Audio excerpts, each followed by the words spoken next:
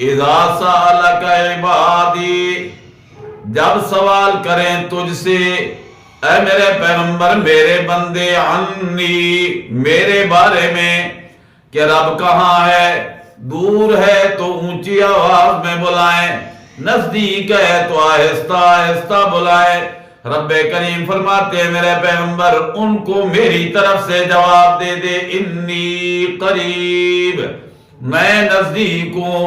اللہ کتنا نزدیک ہے۔ ہم تو دیکھتے ہیں کہ کبھی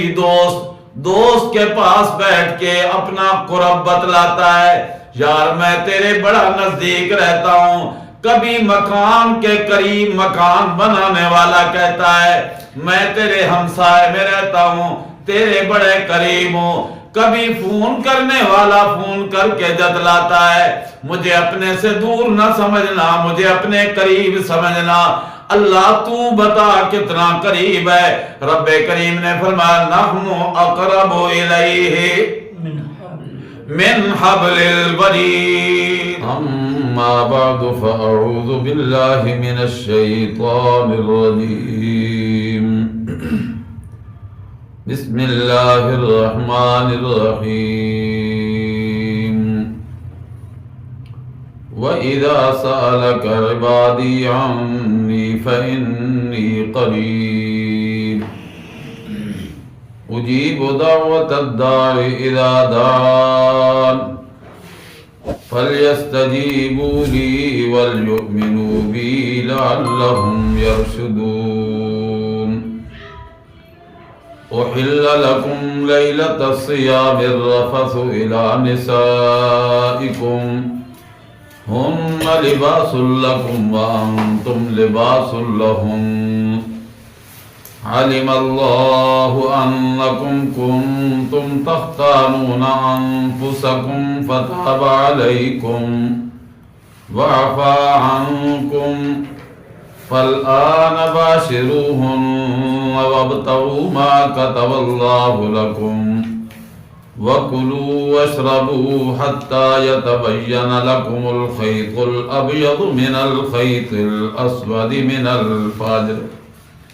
ثُمَّ أَتِمُّوا الصِّيَامَ إِلَى اللَّيْلِ وَلَا تُبَاشِرُوهُنَّ وَأَنْتُمْ عَاكِفُونَ فِي الْمَسَاجِدِ تِلْكَ حُدُودُ اللَّهِ فَلَا تَقْرَبُوهَا كذلك يبين الله آياته للناس لعلهم يتقون۔ ولا تأكلوا أموالكم بينكم بالباطل وتدلوا بها إلى الحكام لتأكلوا فريقا من أموال الناس بالإثم وأنتم تعلمون۔ اور جب سوال کریں آپ سے اے میرے پیغمبر صلی اللہ علیہ وسلم میرے بندے میرے بارے میں، انہیں کہہ دیجئے فَإِنِّي قَرِيب، پس میں نزدیک ہوں، اجیب دعوت الداع اذا دعان، قبول کرتا ہوں میں دعا کرنے والے کی جب وہ دعا کرتا ہے مجھ سے۔ فَلْيَسْتَجِيبُوا لِي، پس چاہیے کہ حکم مانے میرا، وَلْيُؤْمِنُوا بِي، اور چاہیے کہ یقین رکھیں میری ذات پہ، لعلہم یرشدون، تاکہ انہیں ہدایت مل جائے، راستہ صحیح مل جائے۔ احل لکم، حلال کیا گیا تمہارے لیے رمضان کی راتوں میں بے حجاب ہونا اپنی عورتوں سے، ہن لباس لکم وانتم لباس لہم، وہ تمہارا لباس ہیں اور تم ان کا لباس ہو۔ علم اللہ، جان لیا اللہ نے، جانتا ہے اللہ، انکم کنتم تختانون انفسکم، بے شک تم خیانت کر بیٹھو گے اپنی جانوں کے معاملے میں، فتاب علیکم، وہ راضی ہو گیا تم پہ، وعفا عنکم، اور معاف کر دیا تمہیں، فالآن باشروہم، پس اب تمہیں اجازت ہے مباشرت کی، وابتغوا ما كتب اللہ لکم، اور تلاش کرو تم وہ جو اللہ نے تمہارے لیے لکھ دیا ہے اولاد کی صورت میں، وَكُلُوا وَاشْرَبُوا، اور کھاؤ تم اور پیو تم، حَتَّى يَتَبَيَّنَ لَكُمْ، یہاں تک کہ واضح ہو جائے تمہارے لیے، الخیط الابیض من الخیط الاسود من الفجر، سفید دھاری سیاہ دھاری سے صبح صادق ہو جائے، رات کا اندھیرا ختم ہو جائے فجر کے وقت سے، پھر روزہ تمہارا بند ہو جائے گا، اتموا ثم اتموا الصیام الی اللیل، پھر پورا کرو تم روزہ دن بھر کا رات کے آنے تک، سورج غروب ہونے تک، جب سورج غروب ہو جائے اب تمہارا روزہ دن کا مکمل ہو گیا، وَلَا تُبَاشِرُوهُنَّ وَأَنْتُمْ عَاكِفُونَ فِي الْمَسَاجِدِ، اور نہ مباشرت کرنا اس حال میں کہ تم اعتکاف کی حالت میں ہو مسجدوں میں، تِلْكَ حُدُودُ اللَّهِ، یہ ہیں حدیں اللہ کی، یہ ہیں حکم اللہ کے، یہ ہے رکاوٹیں اللہ کی، فَلَا تَقْرَبُوهَا، اللہ کی رکاوٹ کو پھلانگنا نہیں، اللہ کے حکم سے آگے بڑھنا نہیں، كَذَلِكَ يُبَيِّنُ اللَّهُ آيَاتِهِ لِلنَّاسِ، اسی طرح بیان کرتا ہے اللہ اپنی آیات کو، اپنے حکموں کو لوگوں کے لیے، لعلہم یتقون، تاکہ وہ متقی بن جائے، ولا تاکلوا اموالکم بینکم بالباطل، اور نہ کھاؤ تم آپس میں ایک دوسرے کا مال باطل طریق سے، ناجائز ذرائع سے، حق کو چھپا کر، وَتُدْلُوا بِهَا إِلَى الْحُكَّامِ، اور نہ لے جاؤ تم حاکموں کی طرف، لِتَأْكُلُوا فَرِيقًا مِّنْ أَمْوَالِ النَّاسِ بِالْإِثْمِ، تاکہ وہ کھا لے کچھ حصہ لوگوں کے مالوں سے، رشوت کا پیسہ خیال کرنا گناہ کے ذریعے، یہ تو ہے ہی نرا گناہ، وَأَنْتُمْ تَعْلَمُونَ، اور تم اسے جانتے ہو کہ دنیا میں کرے انسان گناہ کے کام اور پھر توقع رکھے کہ میرے ساتھ بھلا ہوگا، سبحانک لا علم لنا الا ما علمتنا انک انت العلیم الحکیم،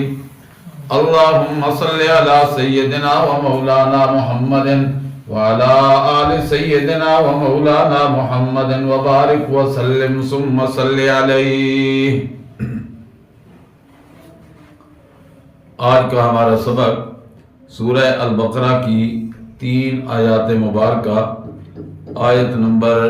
86، 87، 88، جو لفظی ترجمے کے ساتھ آپ نے سماعت کیا، مسائل چل رہے ہیں روزے کے۔ روزہ کیا ہے؟ روزے کی حکمت کیا ہے؟ روزے کی فرضیت کا حکم آیا کیوں؟ روزے کو رمضان کے مہینے میں اللہ نے مقرر کر کے وہ کیا وجہ تھی کہ رمضان کو اتنی اہمیت مل گئی، اتنی عظمت مل گئی، اتنی رفعت مل گئی، اور روزہ رکھنے والے روزے دار کی شان کتنی بڑھ گئی کہ رب العالمین نے جنت کے 8 دروازوں میں سے ایک دروازے کو مختص کر دیا روزے داروں کے لیے۔ نبی رحمت صلی اللہ علیہ وسلم نے فرمایا لا يدخلہ الا الصائمون، اس دروازے سے اندر جائیں گے تو روزے دار ہی جائیں گے، ان کے علاوہ کسی اور کو جنت میں اس دروازے سے جانے کی اجازت نہیں ہوگی۔ پھر اللہ نے روزے کے ذریعے یہ پیغام دے دیا کہ یرید اللہ بکم اليسر ولا یرید بکم العسر، اللہ تمہارے ساتھ آسانی کا ارادہ کرتا ہے، مشکل کا ارادہ نہیں کرتا۔ بظاہر روزہ ہے، نہ کھانا ہے نہ پینا ہے، 14 گھنٹے 15 گھنٹے 16 گھنٹے کا دن ہے۔ معلوم تو یوں ہوتا ہے کہ یہ تو بڑا مشکل مرحلہ ہے، اور عرش والا کہتا ہے اللہ تمہارے لیے روزے کا حکم دے کر تمہارے ساتھ آسانی کر رہا ہے، مشکل نہیں کر رہا۔ ظاہر بین نظروں سے دیکھا جائے تو یوں محسوس ہوتا ہے کہ بڑا مشکل مرحلہ ہے۔ اگر قرآن حکیم کی ان حقیقتوں پہ غور کیا جائے جو اللہ نے مراعات دی ہیں، جو اللہ نے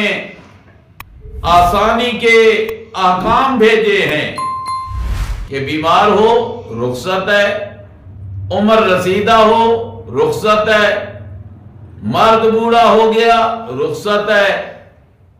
عورت اس کیفیت میں ہے کہ جس کیفیت میں اس کے لیے روزہ رکھنا یا دن اس کیفیت میں گزارنا مشکل ہے، اللہ نے رخصت دے دی۔ پھر رب کریم نے فرمایا کہ گنتی تم پوری کر لو، میری عظمتوں کو تم اجاگر کر لو، میرے شکر کے لیے اپنے آپ کو تم پیش کر دو، میں تمہاری اس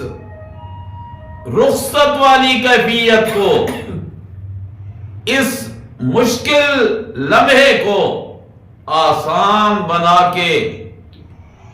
اپنی رحمت کا وہ مخصوص دروازہ تمہارے لیے کھول دوں گا کہ جس دروازے سے تمہارے علاوہ کسی اور کو اندر آنا ہی نہیں ہوگا۔ تو اب معلوم ہوا کہ واقعتاً یہ آسانی کا معاملہ ہے، مشکل کا معاملہ نہیں۔ پھر آگے اللہ نے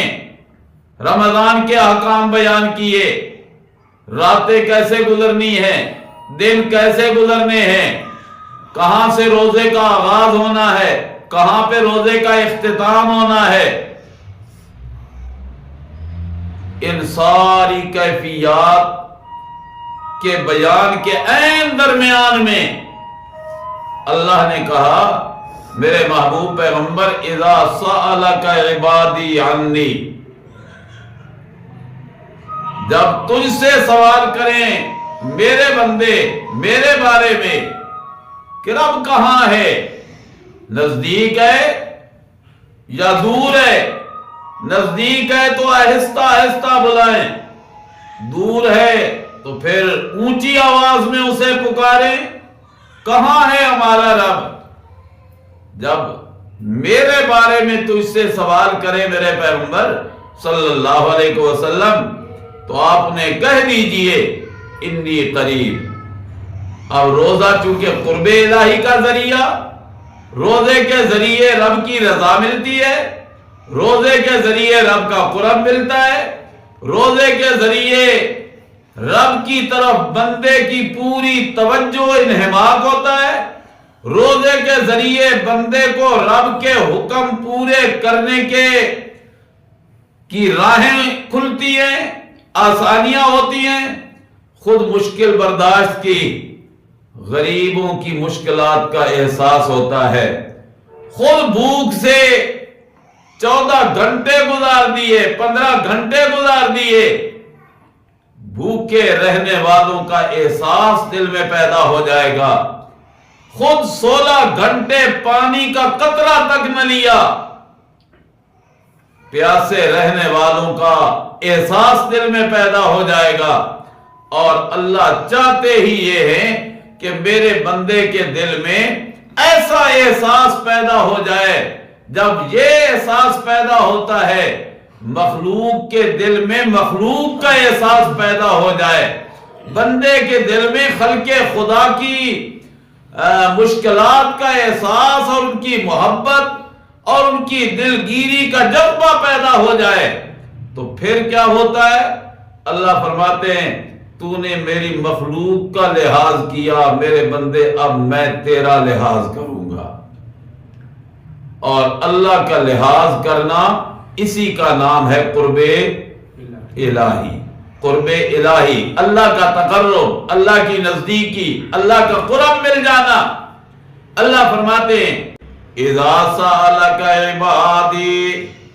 جب سوال کریں تجھ سے اے میرے پیغمبر، میرے بندے، عنی، میرے بارے میں، کہ رب کہاں ہے، دور ہے تو اونچی آواز میں بلائیں، نزدیک ہے تو آہستہ آہستہ بلائیں۔ رب کریم فرماتے ہیں میرے پیغمبر ان کو میری طرف سے جواب دے دے، انی قریب، میں نزدیک ہوں۔ اللہ کتنا نزدیک ہے۔ ہم تو دیکھتے ہیں کہ کبھی دوست کے پاس بیٹھ کے اپنا قرب بتلاتا ہے، یار میں تیرے بڑا نزدیک رہتا ہوں۔ کبھی مکان کے قریب مکان بنانے والا کہتا ہے میں تیرے ہمسائے میں رہتا ہوں، تیرے بڑے قریب ہوں۔ کبھی فون کرنے والا فون کر کے جتلاتا ہے مجھے اپنے سے دور نہ سمجھنا، مجھے اپنے قریب سمجھنا۔ اللہ تو بتا کتنا قریب ہے۔ رب کریم نے فرمایا نحن اقرب الیہ من حبل الورید، اے انسان میں تو تیری شہرگ سے بھی زیادہ قریب ہوں۔ تیرے ہاتھ اتنے قریب نہیں، تیرے پاؤں اتنے قریب نہیں، تیری آنکھ اتنی قریب نہیں، تیرے کان اتنے قریب نہیں۔ دوست تو رہے اپنی جگہ پہ، ہمسائے تو رہے اپنی جگہ پہ، فون کر کے اطلاعیں قرب کی دینے والے تو رہے اپنی جگہ پہ، والدین تو رہے اپنی جگہ پہ، اولاد محبتوں کے بول کے اپنا قرب جتلاتے ہیں وہ تو رہے اپنی جگہ پہ۔ اے میرے بندے، تیرے اپنے وجود کے اعضاء اتنے قریب نہیں جتنا میں رب قریب ہوں۔ نحن اقرب الیہ من حبل الورید۔ ایسا کیوں ہے کہ اگر اللہ آنکھوں سے دور ہوتا تو نابینا بندہ بیچارہ کیسے کس کو پکارتا، ہاتھوں سے معذور بندہ کیسے پکارتا؟ وہ تو دور ہے، قریب تو ہاتھ تھے، وہ تو ہے نہیں۔ اللہ کریم فرماتے ہیں میں تیری رگ حیات سے بھی زیادہ قریب ہوں۔ اسی لیے تو سورۃ واقعہ میں اللہ کریم فرماتے ہیں نا لولا ان کنتم غیر مدینین ترجعونہا ان کنتم صادقین۔ روح کو میں نے نکالا، ٹخنوں سے نکلی، گھٹنوں سے نکلی، ناف سے اوپر آئی،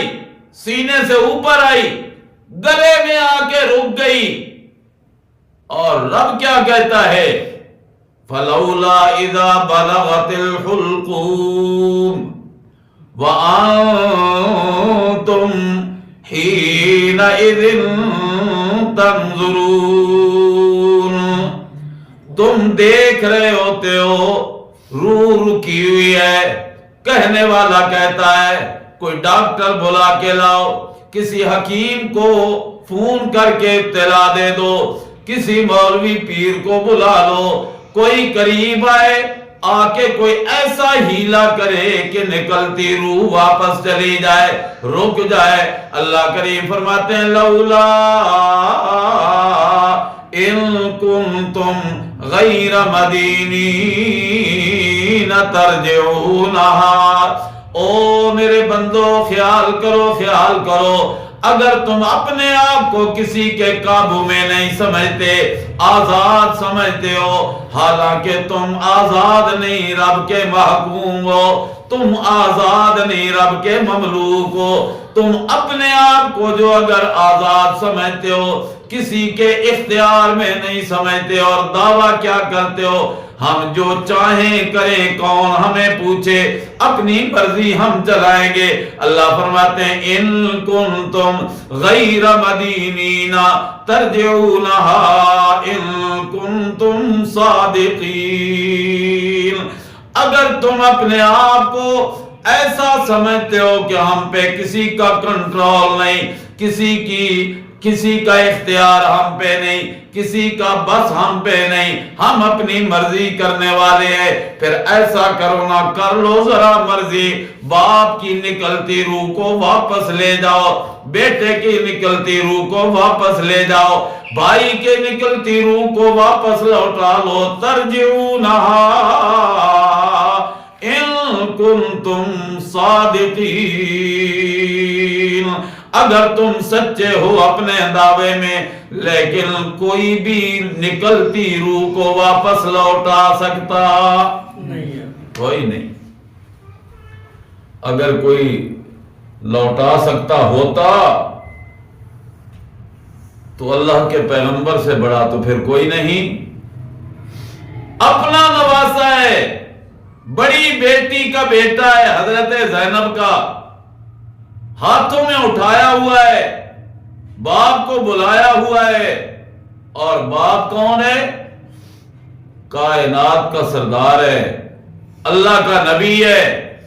صرف نبی نہیں، نبی الانبیاء ہے، امام الانبیاء ہے، خاتم النبیین ہے، عظمت والا ہے، رفعت والا ہے، بلندی والا ہے، درجے والا ہے، مقام والا ہے، ہاتھ میں دے رہے ہیں۔ جو ہی رسول اللہ کے ہاتھ میں گئے، یجود بنفسی، اپنی جان کی سخاوت کر رہا تھا، یعنی جان آفرین کے حوالے کر رہا تھا، حوالے کر دی۔ رسول اللہ صلی اللہ علیہ وسلم نے انا للہ کہا اور نواسا اپنی بیٹی کی گود میں دے دیا۔ معلوم ہوا کہ نکلتی روح کو واپس لوٹا سکتا کوئی نہیں۔ اللہ فرماتے ہیں نحن اقرب الیہ من حبل الورید، ہم رگے حیات سے بھی زیادہ قریب ہیں۔ پھر اجیب دعوت الداعی اذا دعان، جب دعا کرنے والا مجھ سے دعا کرتا ہے تو اجیب، اسمع نہیں کہا کہ میں سنتا ہوں، سننا تو رب کا خاصہ ہے ہی، فرمایا میں قبول کرتا ہوں، لیکن شرط کیا ہے؟ اذا دعانی، جب وہ مجھے پکارے، مجھ سے دعا مانگے، اور اللہ سے دعا مانگنے والا جب دعا مانگتے ہوئے درمیان میں ہاڑے لانے لگ جائے، درویاں دینے لگ جائے، واسطے ڈالنے لگ جائے، حق درمیان میں پیش کرنے لگ جائے، کسی کے کوئی ولی کا حق پیش کرے، کوئی نبی کا حق پیش کرے، کوئی جن کا، کوئی فرشتے کا، کوئی کسی نوری کا، ناری کا، شجری کا، حجری کا، درمیان میں حق پیش کرتے ہوئے کہے، تو پھر اللہ بھی کہتا ہے تو نے مجھے تو نہیں پکارا نا، تو نے تو درمیان میں یہ راستے اختیار کر لیے، پہلے جاؤ راستے والوں کے پاس، اگر ہوتی ہے کوئی تیری سنوائی، ادھر کیا سنوائی ہونی ہے؟ ہم عن دعائہم غافلون، وہ تو ان کی آہوزاری سے، ان کی دعاؤں سے، ان کی پکاروں سے، ان کی صد سور سے ہیں ہی بے خبر۔ اور اللہ اسی لیے تو کہتے ہیں سب سے بڑی گمراہی ہے ہی یہی۔ سورۃ احقاف میں رب نے کہا من اضل ممن يدعو من دون اللہ من لا يستجیب له الى یوم القیامہ۔ اس سے بڑا گمراہ کون ہو سکتا ہے جو پکارے اس ہستی کو، جو آواز دے اس شخصیت کو، جو دعا مانگے اس کے سامنے جا کے، لا یستجیب لہ، جو اس کی استجابت نہ کر سکے۔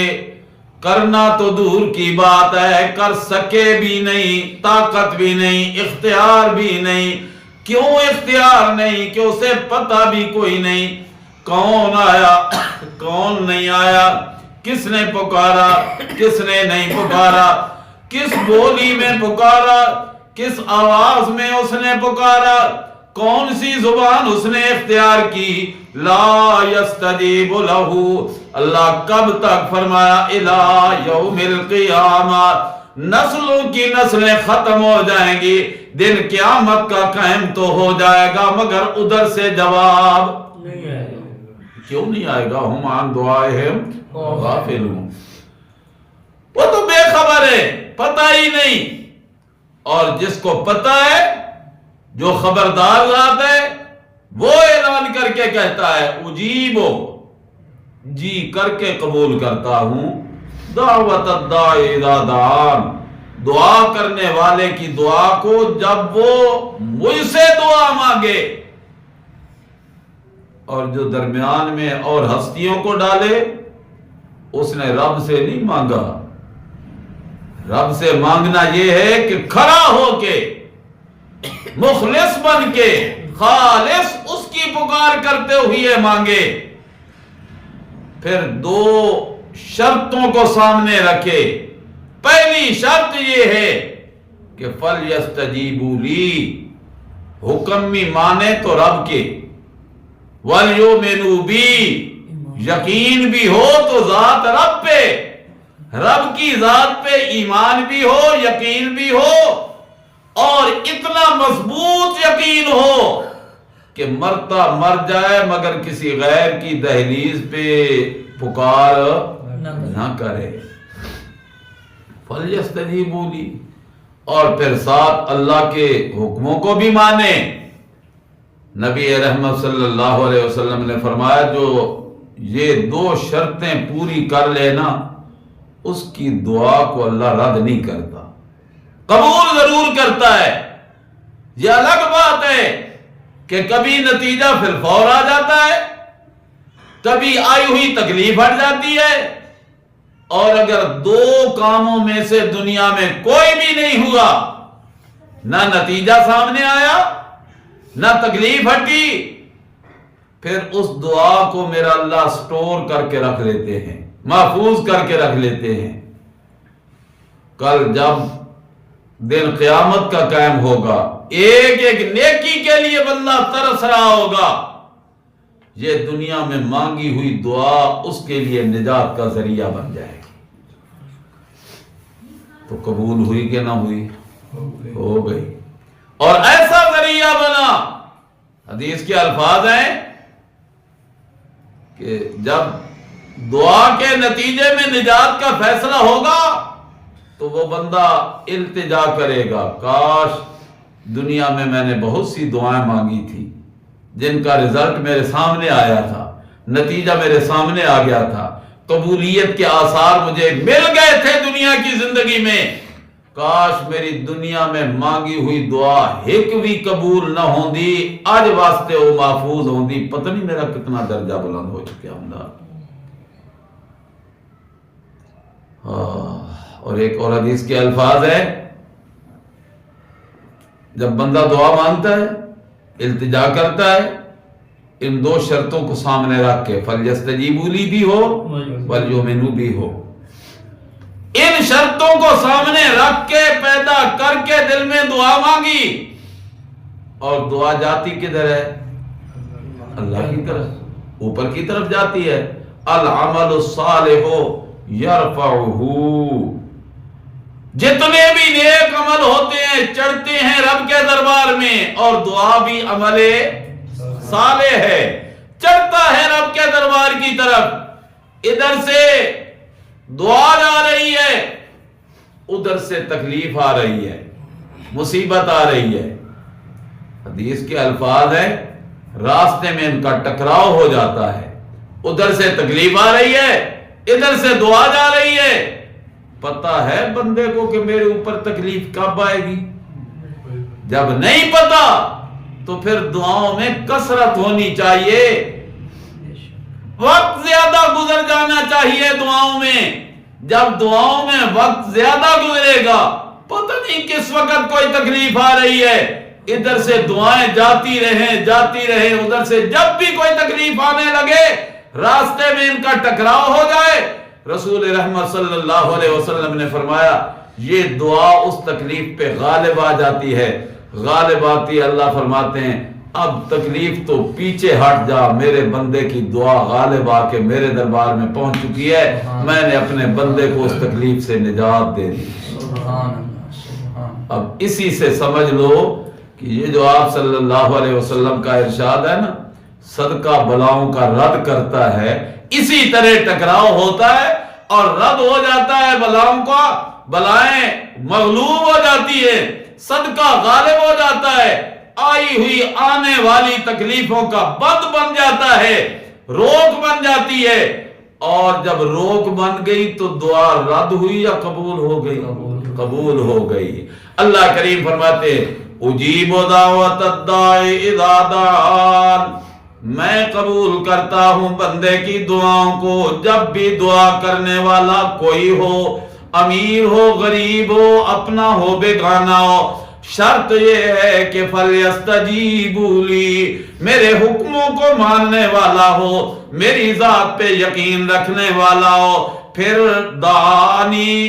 دعا بھی مانگے تو مجھ ہی سے مانگے، لَعَلَّهُمْ يَرْشُدُونَ، فائدہ کیا ہوگا کہ ہدایت کے دروازے کھل جائیں گے، رشد کا مقام ملنے لگ جائے گا، اللہ کی رحمت کے دروازے کھل جائیں گے اور دعاؤں کی قبولیت ہونے لگ جائے گی۔ اللہ نے درمیان میں پہلے بھی رمضان کا تذکرہ، بعد بھی رمضان کے احکام، درمیان میں اللہ نے دعاؤں کا ذکر کر کے بتلایا کہ میرے بندے جب دعاؤں والا دروازہ کھلتا ہے نا، پھر روزے جیسا مشکل عمل بھی آسان تر ہونے لگ جاتا ہے، رب کے قرب کا ذریعہ بننے لگ جاتا ہے،